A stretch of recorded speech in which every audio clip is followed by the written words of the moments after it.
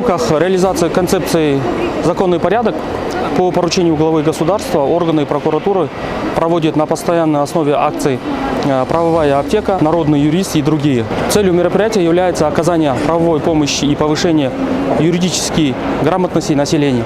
Прокуратура района Нура проведено 17 подобных встреч с населением, где охвачено 5000 граждан, студентов и школьников. На следующий месяц запланирован показ спектакля для школьников в театре имени Азербайджана Мамбетова на тему «Ответственность за наркопреступления». Также для школьных психологов хотим организовать семинар по повышению их квалификации. Подобные мероприятия органами прокуратуры проводятся на системной основе.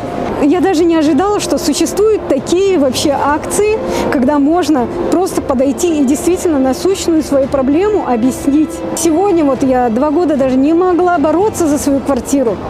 Честно скажу. И сейчас у меня на сердце немножко отлегло. Даже вот я сейчас разговариваю, у меня настроение отличное. Я считаю, что это вот кредо вот этой акции «Народный юрист» – это защита вообще населения. Әрине, өте керемет жоба, бұндай осындай жоба болып тұрғанын қалаймын. Себебі қазір барлық жерде бәрі тегін ештеңе жоқ, бәрі ақылы.